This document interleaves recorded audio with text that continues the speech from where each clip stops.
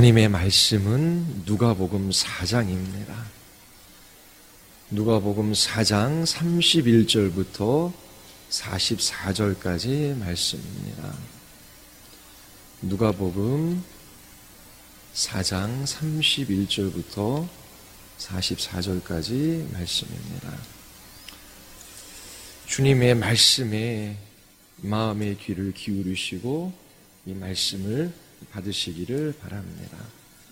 누가복음 4장 31절에서 44절까지 말씀입니다. 갈릴리 가버나움 동네에 내려오사 안식일에 가르치심에 그들이 그 가르치심에 논란이 이는 그 말씀이 권위가 있음이러라.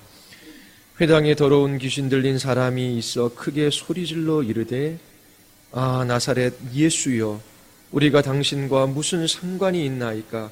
우리를 멸하러 왔나이까? 나는 당신이 누구인 줄 아노니 하나님의 거룩한 자니이다. 예수께서 꾸짖어 이르시되 잠잠하고 그 사람에게서 나오라 하시니 귀신이 그 사람을 무리 중에 넘어뜨리고 나오되 그 사람은 상하지 아니한지라. 다 놀라 서로 말하여 이르되 이 어떠한 말씀인고 권위와 능력으로 더러운 귀신을 명하며 나가는도다 하더라. 이에 예수의 소문이 그 근처 사방에 퍼지니라. 예수께서 일어나 회당에 나가사 시몬의 집에 들어가시니 시몬의 장모가 중한 10병을 앓고 있는지라. 사람들이 그를 이와여 예수께 구하니 예수께서 가까이 서서 10병을 꾸짖으신데 병이 떠나고 여자가 곧 일어나 그들에게 수종드니라. 해질 무렵에 사람들이 온갖 병자들을 데리고 나오매 예수께서 일일이 그 위에 손을 얹으사 고치시니 여러 사람에게서 귀신들이 나가며 소리질러 이르되 당신은 하나님의 아들이시니이다. 예수께서 꾸짖사 그들이 말함을 허락하지 아니하시니 이는 자기를 그리스도인 줄 알미러라. 아멘. 기도하시겠습니다. 하나님 아버지, 우리 모두 하나님의 말씀 앞에 섭니다. 천지를 창조하셨던 그 말씀으로 우리의 마음을 새롭게 하여 주시고 죽은 영혼 위에 새 생명을 허락하여 주시며 굳은 마음을 깨트려 주시고 더러운 마음을 정결하게 하시며 저희들에게 지혜로운 마음을 주셔서 기꺼이 자발적으로 주님의 말씀에 순종하는 거룩한 주의 백성들 되게 하여 주시옵소서. 오늘도 하나님의 영광스러운 복음을 우리에게 들려주시기를 간절히 원하오며 예수 그리스도의 이름으로 기도드리옵나이다. 아멘. 누가는 예수님께서 나사렛 회당에서 설교하시고 그곳에서 배척당하신 사건을 기록했습니다. 우리는 예수님의 설교를 통하여 예수님께서 이 땅에 오신 목적이 무엇인지를 배웠습니다. 예수님은 이 땅에 심판주로 오신 것이 아니라 구속주로 오셨습니다. 지금은 은혜 받을 만한 때이지요. 구원받을 만한 때입니다. 예수님께서 이 땅에 오셔서 은혜의 해를 선포하십니다.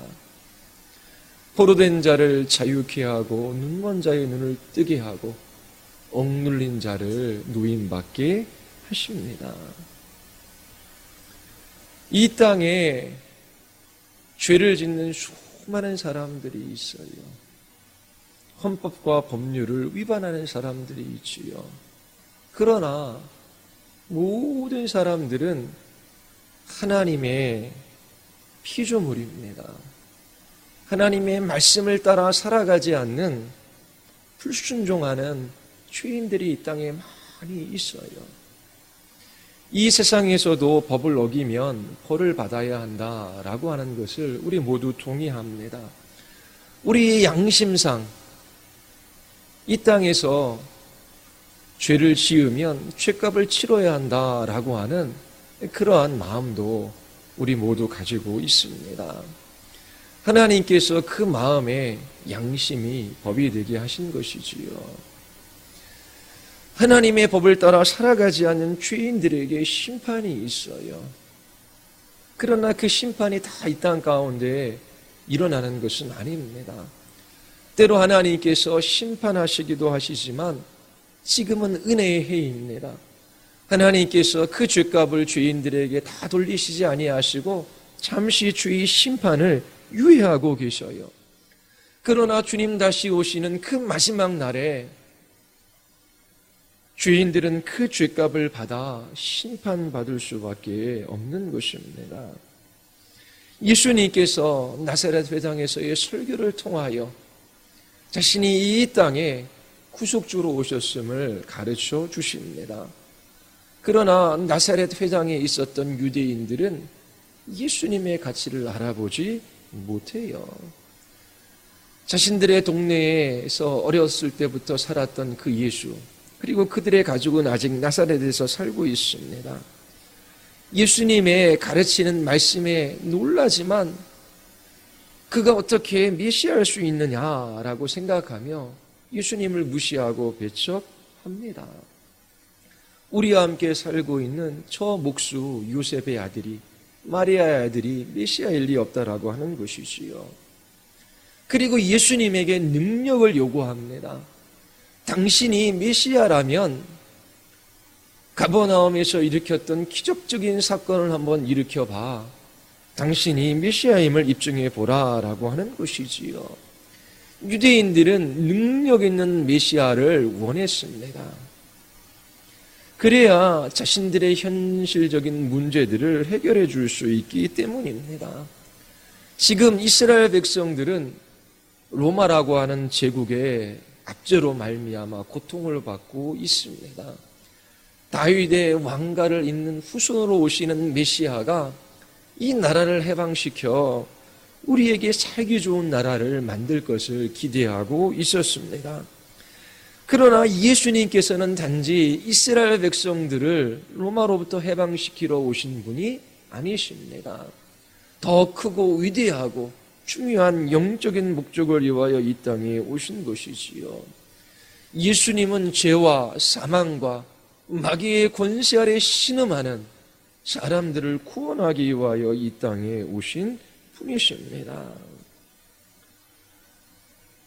나사렛에 살고 있었던 유대인들은 예수님을 배척합니다. 예수님은 나사렛을 떠나 가버나움으로 내려오시지요. 누가는 이어서 예수님께서 하신 사역을 소개합니다. 복음서에 나타난 예수님의 사역은 크게 세 가지로 볼 수 있습니다. 누가도 이 세 가지 사역을 중심으로 예수님께서 어떠한 일들을 하셨고 그 일의 의미가 무엇인지를 우리에게 밝혀주고 있습니다.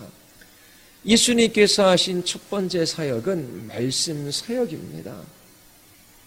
오늘 본문에서도 예수님은 회당에서 안식일에 가르치십니다. 예수님께서 이 땅에 오셔서 하나님 나라의 복음을 전하시지요. 두 번째 예수님께서 하신 사역은 기적 사역입니다. 오늘 본문에도 보면 예수님께서 회당에서 귀신 들린 자를 치유해 주십니다. 귀신을 꾸짖어 내어 쫓으시지요. 그리고 열병에 시달리는 시몬의 장모를 고쳐 주십니다. 세 번째는 제자들을 훈련시키시는 일을 하십니다. 5장에 들어가면 예수님께서 제자들을 부르셔요. 그들을 택하시고 그들을 훈련시키시는 일을 하십니다. 사람들이 가버나움으로 몰려들고 있습니다. 작은 동네에 도대체 무슨 일이 일어나고 있는 것일까요? 여러분들도 누가의 인도를 따라 가버나움으로 한번 가보십시오. 그곳에서 예수님을 만날 수 있습니다. 예수님께서 가버나움의 한 회당에서 말씀을 가르치고 계셔요. 그 말씀이 서기관들의 가르침과 같지 않습니다. 서기관들은 그들의 선배들이 가르쳤던 내용들을 해석하고 그렇게 누가 무슨 말들을 했더라라고 하면서 가르쳤습니다. 그러나 예수님은 직접 예수님 자신의 말씀으로 그들에게 선포하고 계십니다. 그 중에 더러운 귀신 들린 자도 있었습니다. 회당에는 이방인이나 세리나 창기들은 출입할 수 없었습니다. 귀신 들린 자도 회당에 들어갈 수 없었겠지요. 귀신이 이 사람 안에 숨어 있었는데 예수님께서 말씀을 전하사 그때의 본성이 드러난 것입니다. 예수님께서 권세 있는 말씀으로 귀신을 꾸짖으시고 내어 쫓으셨습니다. 그리고 나서 회당에 나오셔서 시몬 베드로의 집으로 들어가시지요. 그곳에 중한 열병으로 고통하는 베드로의 장모가 누워 있었습니다. 사람들이 예수님께 요청합니다. 베드로의 이 장모의 질병을 고쳐 주시기를 원했던 것이지요.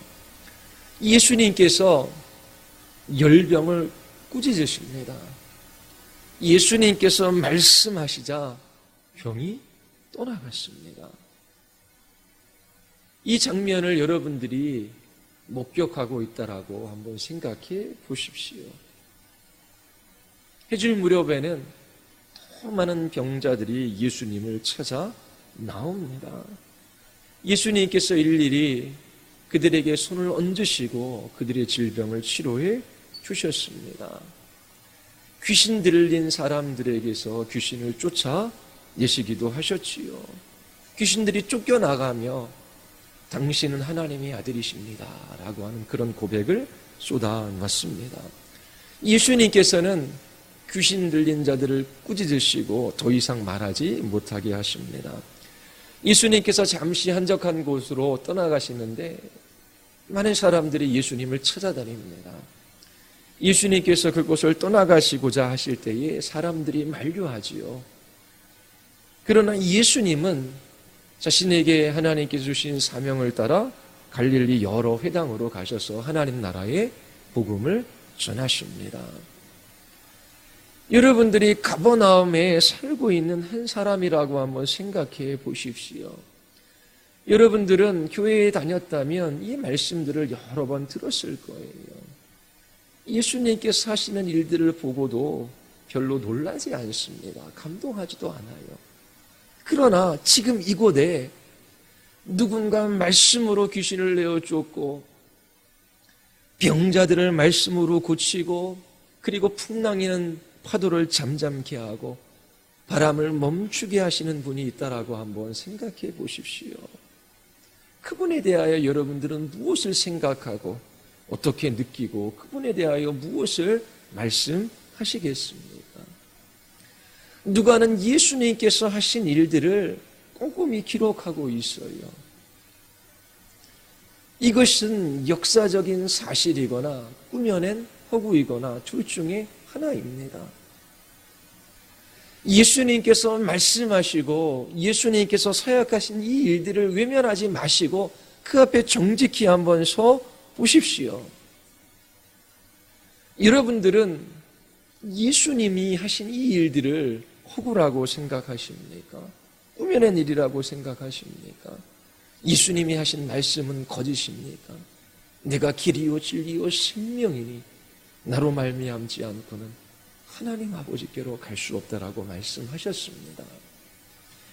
네가 구원자라고 말씀하시는 것이지요. 예수 그리스도 그분의 말이 참이거나 거짓이거나 둘 중에 하나입니다. 예수님을 무시하고 배척하는 사람들은 오늘날에도 있습니다.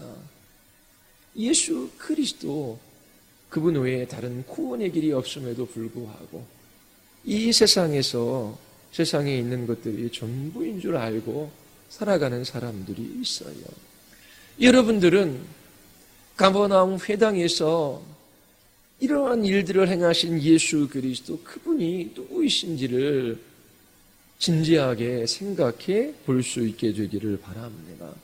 그리고 그분이 하신 일의 의미가 무엇인지를 생각할 수 있게 되기를 바랍니다.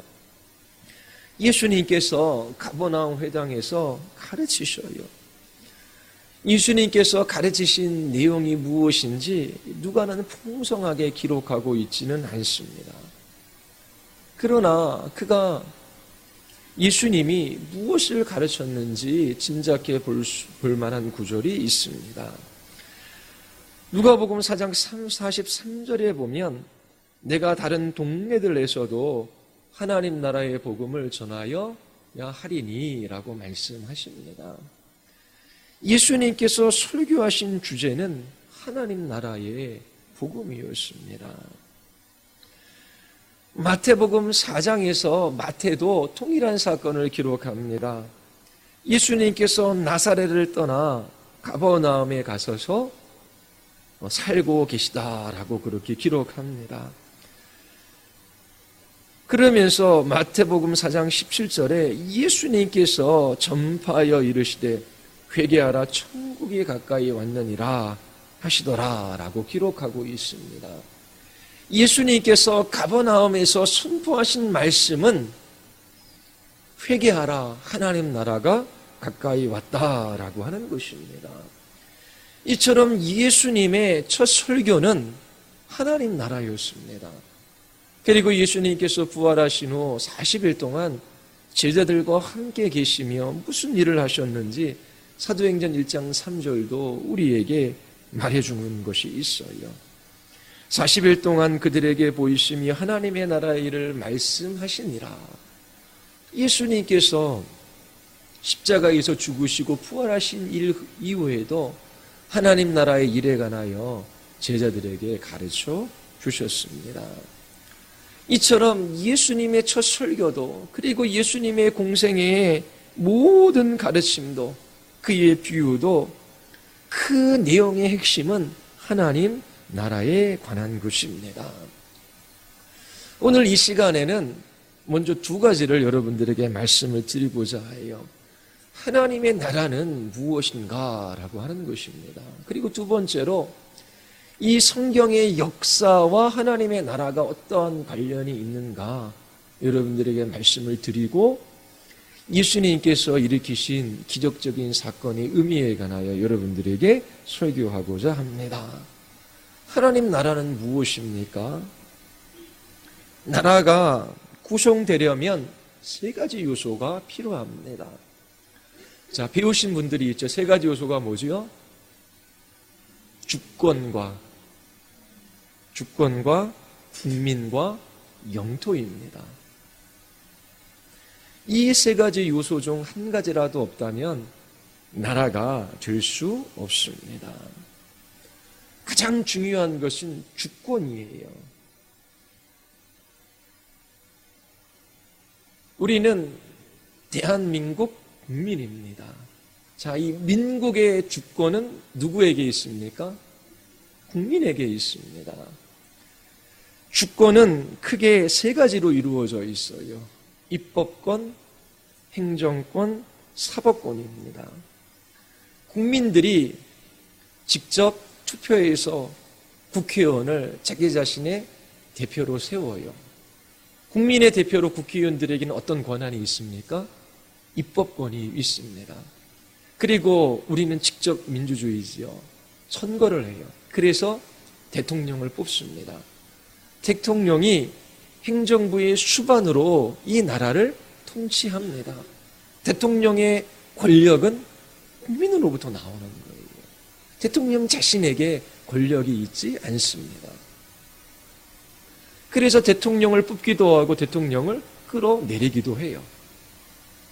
그리고 사법부가 있습니다. 헌법과 법률에 따라 재판관들이 판단을 하지요. 이처럼 민국의 주권은 국민에게 있고 국민에게 권리를 위임받은 사람들이 입법부, 행정부, 사법부에서 일합니다. 자, 우리는 대한민국의 국민이에요. 예전에는 왕국이 있었지요. 왕국의 주권은 누구에게 있습니까? 왕에게 있습니다. 왕이 입법자이며 왕이 통치자이며 왕이 재판관입니다.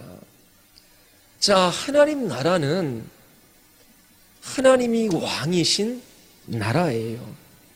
하나님 나라의 주권은 왕이신 하나님에게 있습니다. 하나님의 말씀이 곧 법이에요. 하나님께서 하나님 나라의 법을 세워요. 하나님이 입법자이십니다.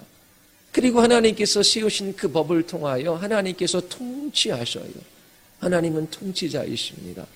그리고 세우신 그 법을 따라 하나님께서 심판하시지요. 하나님이 재판관이십니다. 이처럼 주권이 민국에게는 국민에게 있고 그리고 왕국에게는 왕에게 있는 것처럼 하나님 나라는 하나님에게 주권이 있는 나라입니다. 두 번째, 하나님 나라의 요소 중에 백성이 있지요.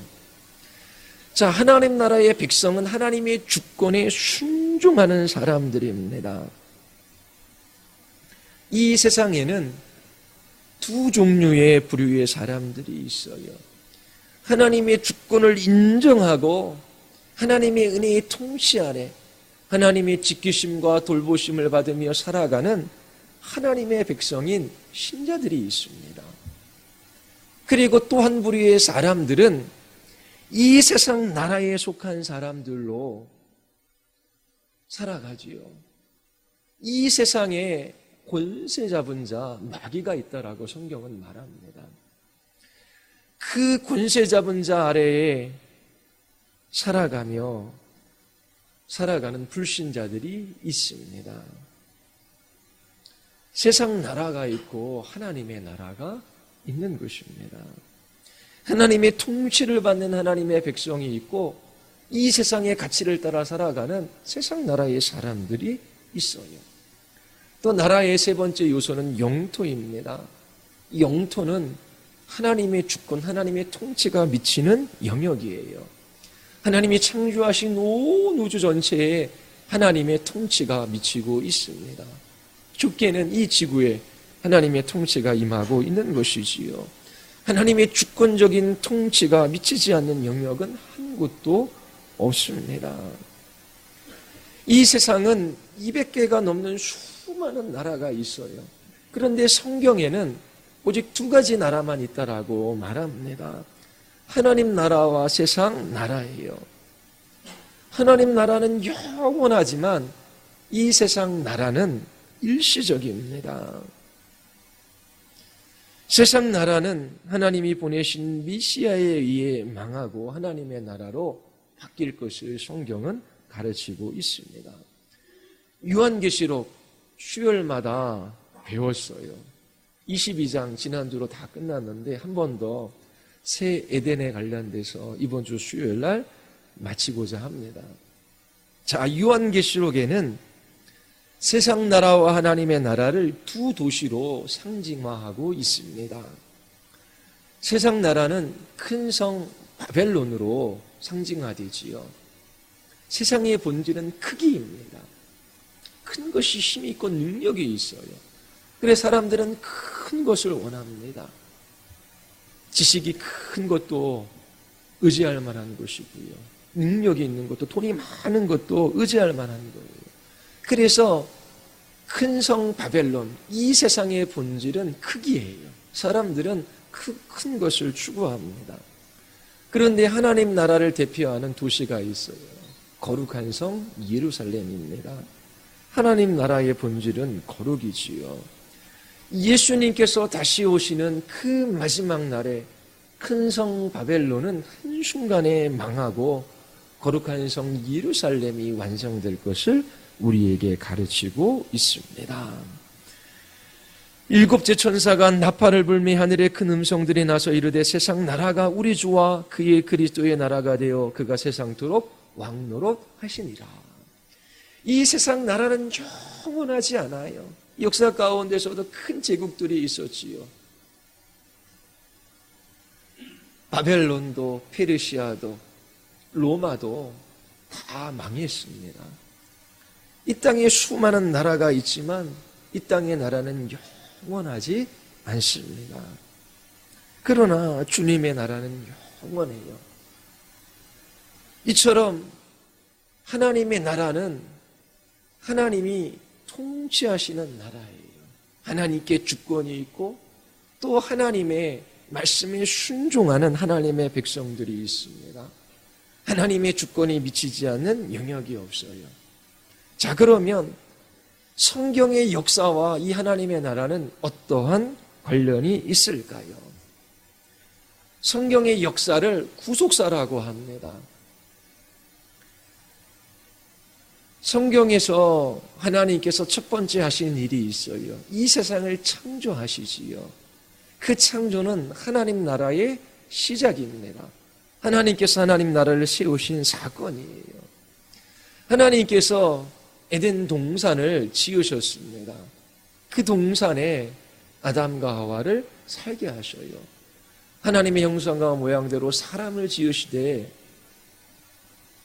남자와 여자로 지으셨지요. 아담과 하와를 이곳에 두셔요. 이 에덴 동산은 하나님이 주권적으로 통치하는 곳입니다. 하나님의 백성인 아담과 하와는 하나님의 말씀에 순종하며 왕 같은 제사장으로 부왕의 지위에서 하나님이 주신 그 모든 세계를 통치하는 영광스럽고 복된 삶을 살아갈 수 있었습니다. 그러나 아담과 하와가 하나님의 통치를 거부해요. 하나님의 말씀에 불순종하지요. 이처럼 아담과 하와는 하나님의 통치를 거절하고 타락하게 됩니다. 이 타락의 사건은 하나님 나라에 있어서 반역의 사건입니다. 쿠데타를 일으킨 거예요. 하나님께서 아담과 하와에게 선악과를 먹지 말라 명령하십니다. 학생들이 이런 질문 많이 했어요. 하나님께서 선악과를 왜 만들어 놓으셨나요? 아담과 하와가 따먹을 것을 아시지 않았나요? 그렇다면 만들지 않으셨으면 더 좋았을 텐데 왜 만들어서 아담과 하와를 시험에 빠지게 하십니까? 그런 질문을 해요. 자, 창조는 하나님 나라의 건국이에요. 그리고 타락은 하나님 나라의 반역 사건입니다. 자, 하나님께서 왜 에덴 동산에 선악과를 만드시고 거기에 계명을 부여하셨을까요? 이 선악과는 하나님 나라의 헌법을 상징합니다. 나라에는 법이 필요합니까? 필요 없습니까? 필요하지요. 사람들이 법을 어긴다라고 해서 법을 없앨 수는 없는 것입니다. 마찬가지로 이 선악과는 하나님 나라의 헌법과 같은 상징성을 가지고 있어요. 하나님께서 이 선악과의 계명을 부여하신 것입니다. 선악을 알게 하는 이 나무의 열매를 먹으면 정녕 죽으리라. 너희는 먹지 말아라. 아담과 하와는 에덴 동산에 있는 모든 실과를 먹을 수 있었어요. 그러나 선악과를 바라보며 하나님은 우리를 통치하시는 왕이시며 우리는 하나님의 법에 순종하는 하나님의 백성임을 잊지 말고 하나님께 순종하며 살아가는 것이 마땅했습니다. 그러나 아담은 마귀의 꾀임에 빠집니다. 선악과를 따먹고 하나님처럼 될 수 있다라고 생각한 것이지요. 하나님이 선과 악의 기준이며 참과 거짓의 기준이 되시고 좋음과 나쁨의 기준이에요. 하나님이 보시기에 좋은 것이 선입니다. 그러나 아담과 하와는 이제 하나님께 반역하며 자신들이 하나님의 왕자를 차지하려고 했습니다. 하나님의 주권을 무시하고 자신들이 선과 악의 기준이 되고 좋음과 나쁨, 참과 거짓의 기준이 되어 자기 자신들이 법을 세우고 자기 자신들이 통치하고 자기 자신들이 재판관이 되고자 했던 것이지요. 죄는 하나님에 대한 반역입니다. 하나님의 주권을 무시하고 스스로 주권자가 되고자 하는 이것이 죄의 본질입니다. 인간은 이처럼 하나님을 반역했어요. 그 결과 아담과 하와가 참으로 하나님처럼 되어 복된 삶을 살아갔습니까? 아니에요. 종이 되었습니다. 비참한 삶을 살아가게 된 거예요. 지금 인류의 한번 모습을 보십시오. 인류에 전쟁이 없는 때가 있었습니까? 가장 사랑해야 할 가족들, 섬겨야 할 가족들이 서로 반목하고 갈등하고 싸우고 미워합니다. 형제들을 보셔요. 어렸을 때 자라나면서 어쩜 그렇게 다투는지요. 그치요? 저희 애들만 그렇습니다. 지금은 좀 덜 싸우는 것 같아요. 근데 마음으로 깊이 존중하고 사랑하고 희생하고 그런 것보다 자기 자신의 유익을 먼저 구하지요. 그리고 어렸을 때에 항상 다른 사람 탓을 합니다.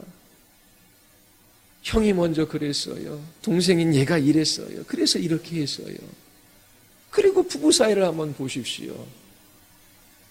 사랑해서 결혼했지만 사랑하며 살아가기가 좀처럼 쉽지 않아요. 그래서 오히려 남남보다 더 못한 관계 속에서 살아가는 부부들도 많이 있어요. 그리고 이 세상의 자연을 한번 보십시오. 바다에 있어야 할 물이 육지로 기어 올라옵니다. 미세먼지 때문에 이제는 외출하는 것도 쉽지 않아요. 자연은 오염되어지고 있습니다. 인간이 자기 자신의 지혜와 능력으로 이 세상을 좀 더 좋게 만들 수 있는 힘이 있을까요? 인간에게는 소망이 없습니다. 아담과 하와의 타락 이후로 인간은 종이 됐어요. 먼저 첫 번째로 죄의 종이 되었습니다. 아담과 하와의 타락으로 죄가 이 세상에 들어와 인간의 첫 인격을 부패시켰습니다. 지성과 정서와 의지가 부패되어졌어요. 생각하는 것이 약합니다. 그리고 그 마음으로 하나님을 진심으로 사랑하지 못해요. 이웃도 사랑하지 못해요. 의지는 있지만 선한 것을 따라 살아갈 수 있는 능력이 없어요. 하나님을 기쁘시게 해드리니 하나님께 순종할 수 있는 능력이 없습니다. 이처럼 인간의 전 인격은 죄로 물들었어요. 죄의 종이 된 것이지요. 마음에 원하는 것이 있지만 그 원함을 따라 행하지 못하는 자기 자신의 모습을 봅니다.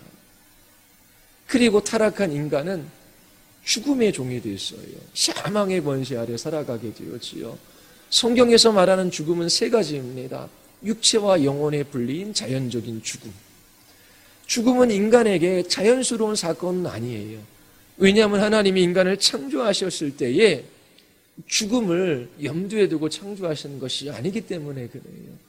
그래서 인간에게 죽음은 껄끄러운 것, 예외적인 것, 두려운 것, 그리고 낯선 것입니다. 그런데 죄로 말미암아 아담과 하와의 이 죄로 말미암아 타락으로 말미암아 죽음이 이 세상에 들어온 것입니다. 육체와 영혼이 분리되는 이 죽음뿐만 아니라 영적으로 죽어 있지요. 하나님과의 관계에 있어서 분리되어져 있습니다. 땅에 뿌리 뽑혀져 나간 나무가 죽음의 지배 아래 잎사귀도 떨어지고 열매도 썩어가고 나무 둥지도 말라가는 것처럼 하나님을 떠난 인간은 이처럼 제한된 자원 속에서 서서히 죽음의 지배 아래 고통당하며 살아가고 있습니다.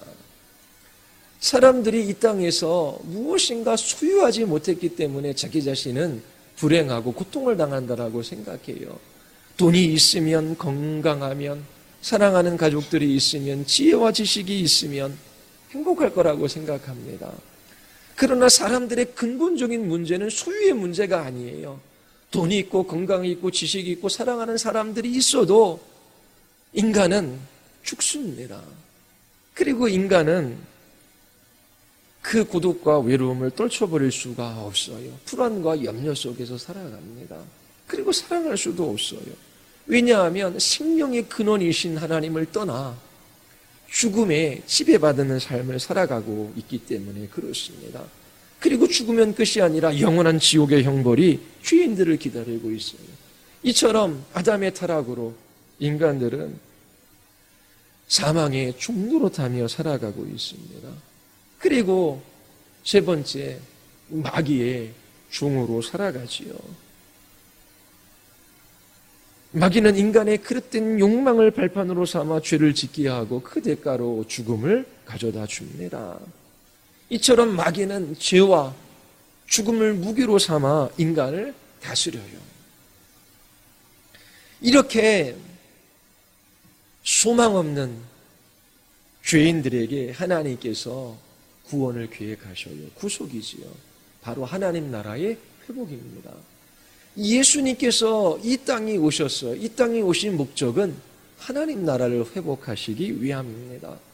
하나님 나라를 회복하는 데 있어서 가장 중요한 것이 주권이에요.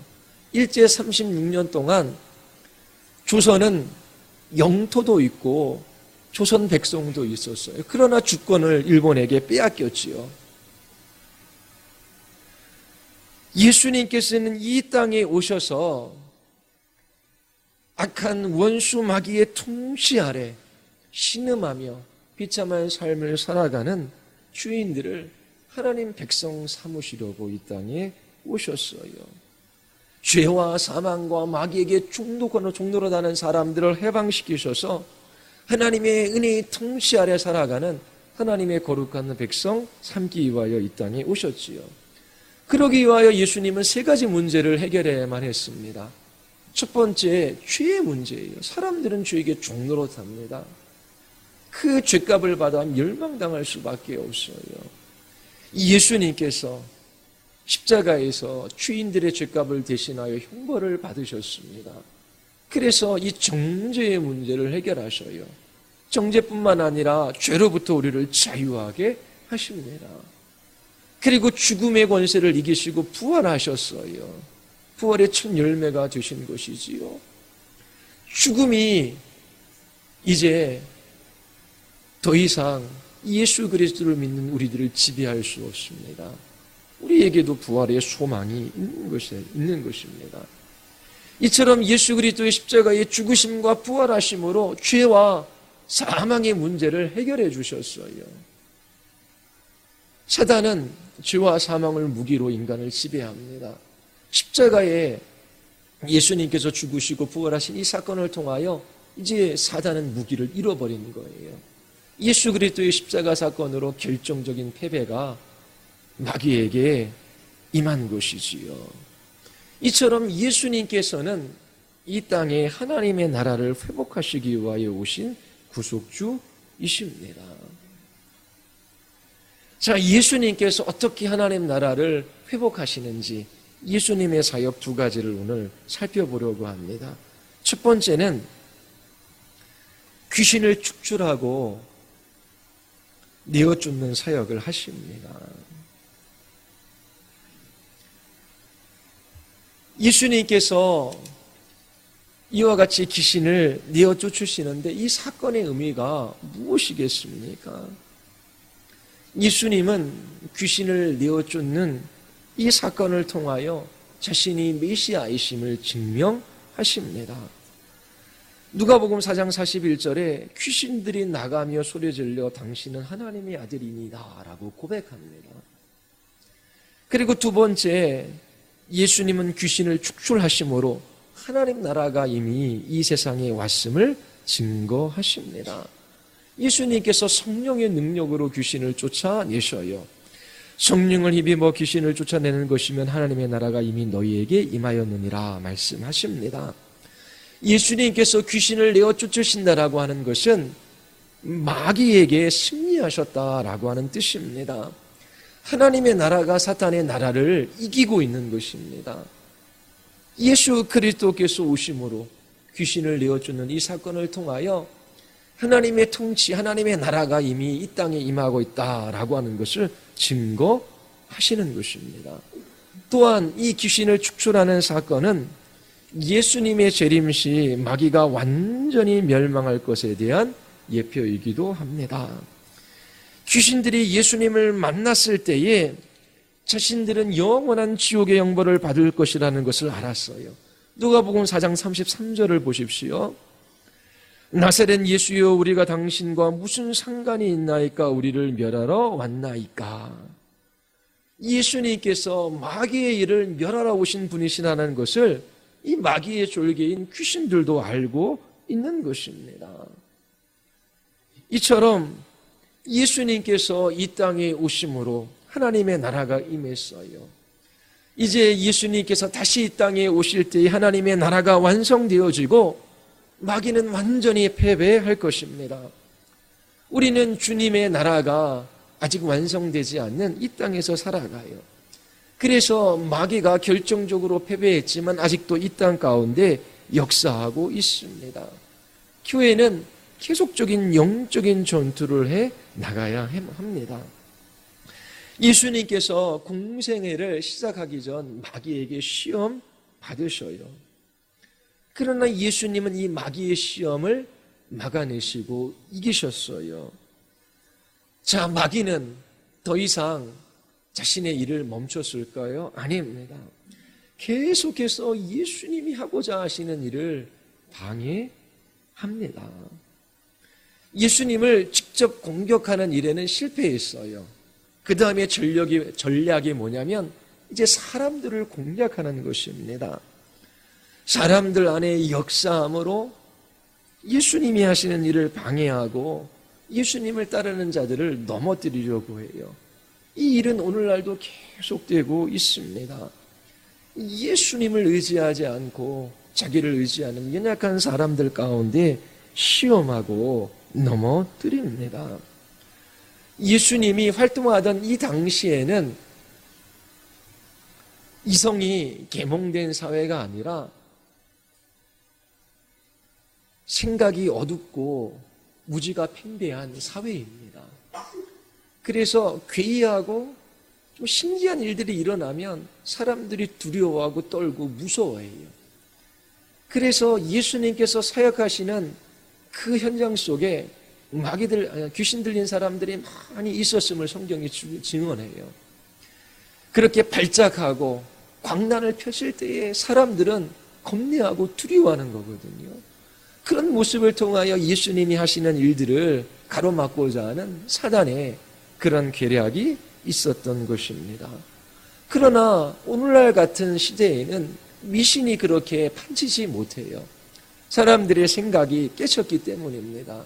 마귀는 사람들 안에 직접적으로 역사할 수 있지만 그렇게 하는 것보다 다른 방식으로 사람들을 유혹해서 넘어뜨리려고 합니다. 씨 뿌리는 자 위에 비유를 여러분들 아시지요? 마귀는 하나님의 말씀을 거두어 갑니다. 말씀을 깨닫지 못하게 해요. 말씀을 깨닫고 열매 맺는 삶을 살아가지 못하도록 방해합니다. 하나님의 말씀을 듣지 못하게 해요. 들었던 말씀을 기억나지 못하게 해요. 들었던 말씀들을 다시 생각하며 묵상할 여지가 없게 만들어버립니다. 그런 일들이 많이 일어나요. 예전에 신앙생활하던 우리의 선배들, 우리 부모님 세대를 보면 그런 이야기들을 많이 들었어요.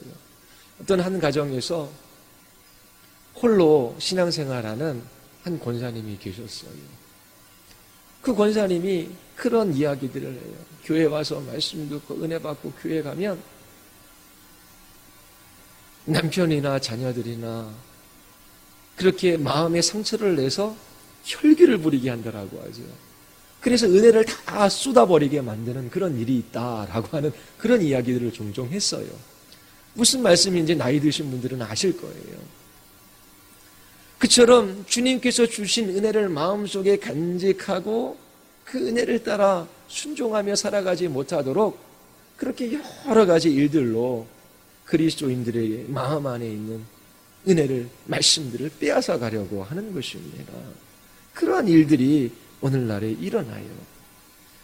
그리고 마귀는 속이는 자입니다. 거짓말쟁이지요. 사람들이 죄를 지으려고 할 때에 그 틈을 타서 마음 안에 정욕을 불같이 일으킵니다. 사람들을 속이는 거예요. 세상에 좋아 보이는 것을 따라 살아가도록 만듭니다. 예전에 초등학교 선생님하고 이렇게 신방할 기회가 있어서 선생님들은 요즘 무슨 얘기하면서 사십니까? 라고 물어봤더니 교사들도 똑같다라 그러더라고요. 그 여선생님들이 자녀 이야기하고 부동산 투자 이야기한답니다. 부동산 투자. 자, 주위에서 집을 사고 땅을 사고 그리고 옮겨 다니면서 그 수천, 수억을 1년 사이에 벌었다라고 하는 이야기를 들어요.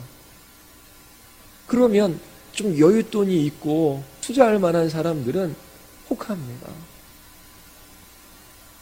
나도 이렇게 쉽게 돈을 벌 수 있구나.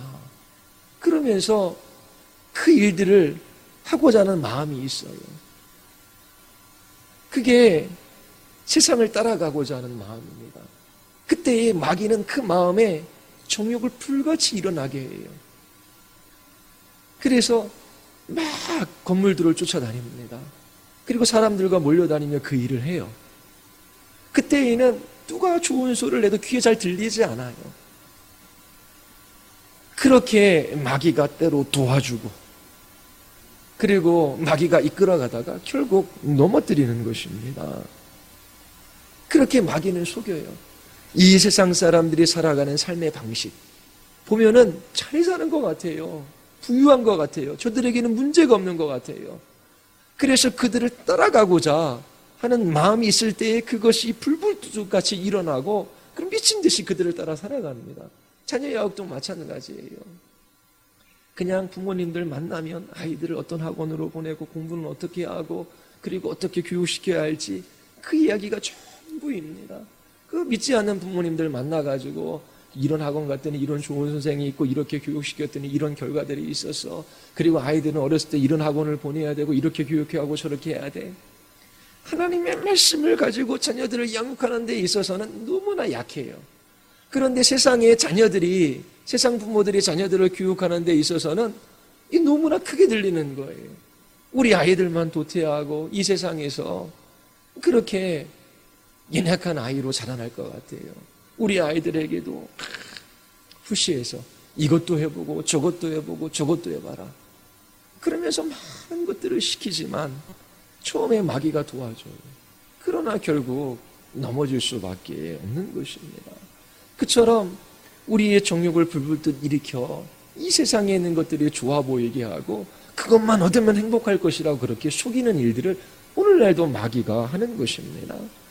그리고 마귀는 거짓된 것을 가르쳐요. 디모데전서 4장 1절에 보면 후일에 어떤 사람들이 믿음에서 떠나 미혹하는 영과 귀신의 가르침을 따르리라. 귀신의 가르침이 있대요. 미혹하는 영이 있대요. 정말 좋은 대학교에 나와서 지식도 있고 학벌도 있고 번듯하고 그리고 신사적인 사람들이 이단에 쉽게 빠져 넘어가는 것도 봐요. 제가 만난 대학생들도 서울에 있는 이름 있는 대학교에 다녀요.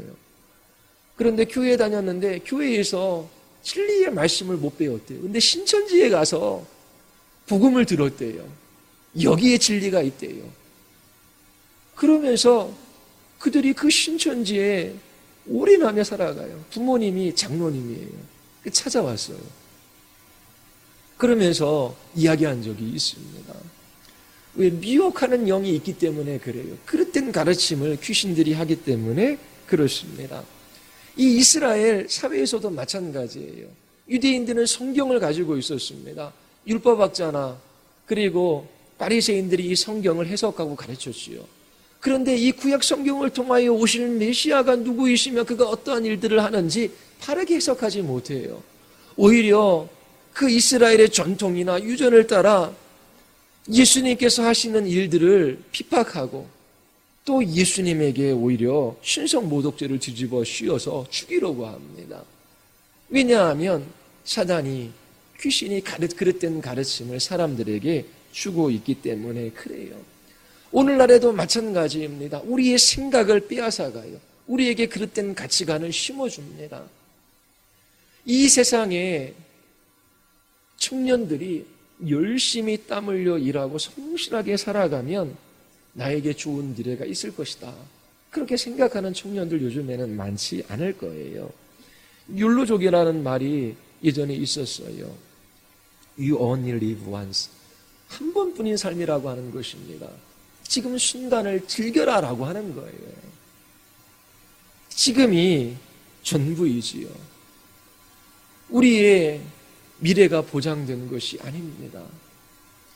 그러한 가치와 사상이 참인 것처럼 그렇게 따라가도록 그렇게 사람들을 속이고 그릇된 것들을 가르치는 이 사단의 역사가 오늘도 계속 되는 것입니다. 이와 같이 살아가는 사람들에게 하나님께서 그 아들 예수 그리스도를 보내어 주셔서 그들의 눈을 뜨게 하시는 것입니다.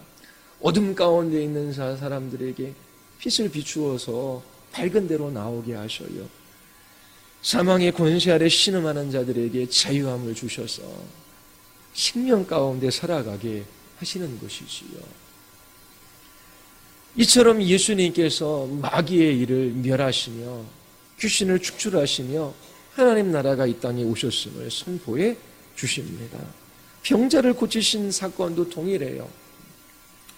좀 더 시몬의 작물을 고치시는 사건의 하나하나를 살펴보지는 못하겠지만 예수님께서 병자들을 수없이 고치셨다라고 하는 이야기가 오늘 본문에 나옵니다. 예수님께서 병자를 고쳐주신 이 사건이 의미하는 바도 동일합니다. 예수님께서는 치유사역을 통하여 예수님 자신이 메시아임을 증명해 주십니다. 요한복음에 예수님께서 하신 수많은 기적들을 기록하고 있어요. 요한은 20장에서 이것을 기록한 목적이 무엇인지를 이야기해요. 예수께서 하나님의 아들 그리스도이심을 믿게 하려 함이라. 예수님께서 이렇게 병자를 고쳐주시는 기적적인 사건을 통하여 자신이 메시아이심을 증명하신 것이지요. 그리고 이러한 치유사역을 통하여 하나님의 나라가 이 땅에 왔다라고 하는 것을 증거하십니다. 이사야 선지자에 보면 메시아가 오셔서 이루실 그 나라에 대해서 소개해요. 그 나라는 맹인이 보며 못 걷는 사람이 걸으며 나병한 자가 깨끗함을 받으며 못 듣는 자가 들으며 죽는 자가 살아나는 거예요. 이처럼 이사야 선지자를 통하여 약속하셨던 그 메시아의 왕국의 모습을 예수님께서 이 땅 가운데 실현하시는 것입니다. 그러면서 그 하나님의 나라가 왔다는 것을 증거하시는 것이지요. 그리고 예수님의 치유사역은 장차 예수님의 이름으로 완성될 하나님 나라에서는 더 이상 질병이 없을 것이라고 하는 것을 나타내주는 예표적인 사건이기도 합니다. 예수님께서 모든 사람의 질병을 고쳐주신 것이 아니에요. 대표적으로 베데스다 못가에 수많은 병자들이 있었어요. 그런데 예수님께서 누구를 고쳐주십니까? 38년 된 병자만을 고쳐주셔요. 예수님께서 이처럼 이 땅에 오서 병자를 고치시는 것은 목적이 있어요. 하나님 나라가 이 땅에 이미 임했다라고 하는 것입니다. 이처럼 병자를 고쳐주시는 사건은 하나님 나라가 왔다라고 하는 증거를 제시하고 계신 것입니다. 그리고 마침내 하나님 나라가 완성되어질 때 그 나라에서는 더 이상 질병이 없을 것을 우리에게 말해주는 사건이지요. 자, 예수님이 메시아로 이 땅에 오셨습니다. 이 땅에 오셔서 어떤 사역을 하셨어요? 하나님 나라의 복음을 선포하셨습니다. 예수님께서 말씀하셔 포로된 자, 눈먼 자, 갇힌 자 다 내게로 오라. 내가 너희를 자유하게 하리라. 죄와 사망과 사단의 권세 아래 비참한 삶을 살아가며 멸망받을 사람들에게 하나님께서 기쁜 소식을 전해요. 무엇을 하라라고 하는 것이 아니라 하나님께서 그 아들 예수 그리스도 안에서 행하신 이 일들을 바라보라라고 하는 것입니다. 일제 36년 치하에서 조선 백성들이 고통을 받았어요.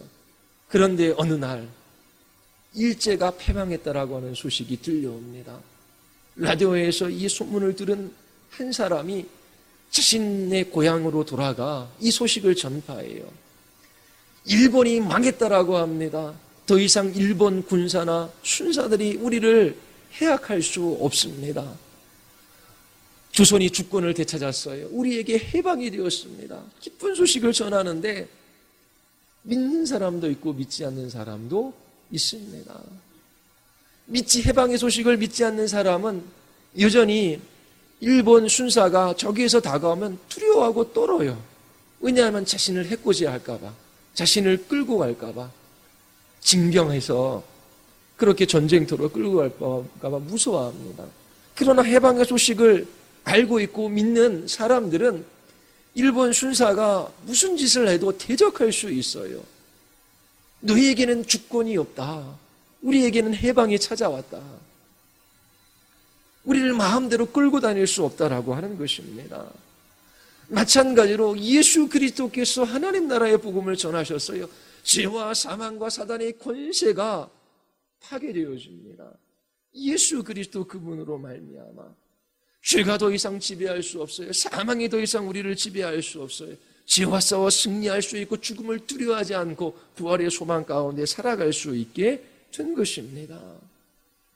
이러한 놀라운 해방의 소식을 선포하십니다.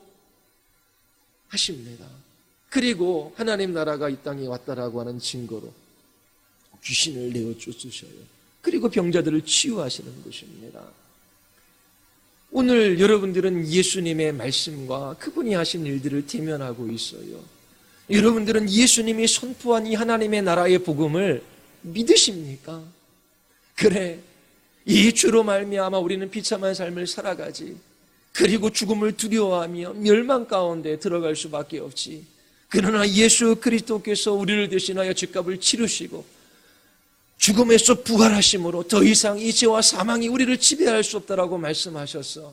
예수 그리스도가 길이요 진리요 생명이라고 말씀하셨어. 저는 이제 예수님 믿기로 결단합니다.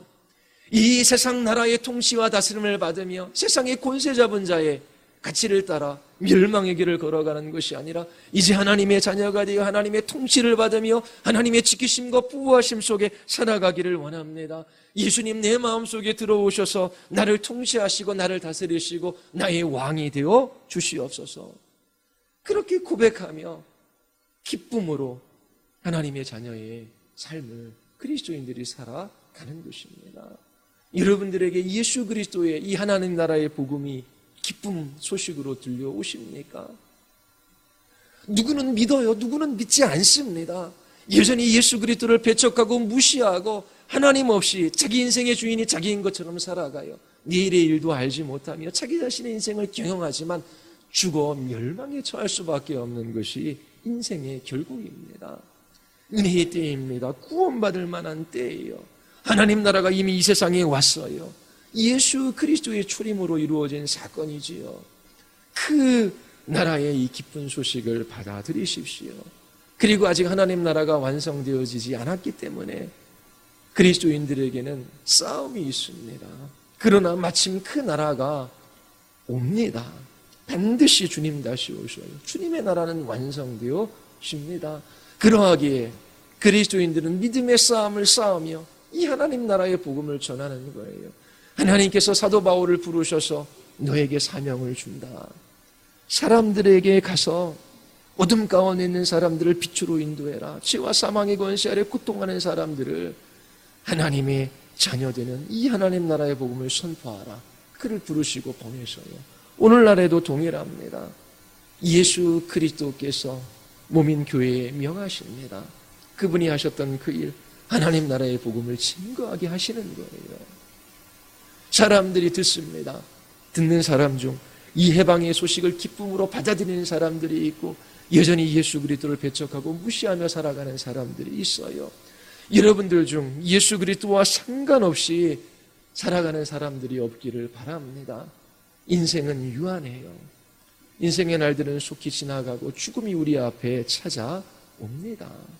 예수 그리스도만이 죄와 사망의 권세를 이기시는 분이에요. 예수 그리스도를 바라보시며 여러분들이 마침내 주님 다시 오시는 날 영광의 나라에 들어갈 수 있게 되기를 바랍니다. 기도하시겠습니다. 우리 시간 기도할 때에 하나님,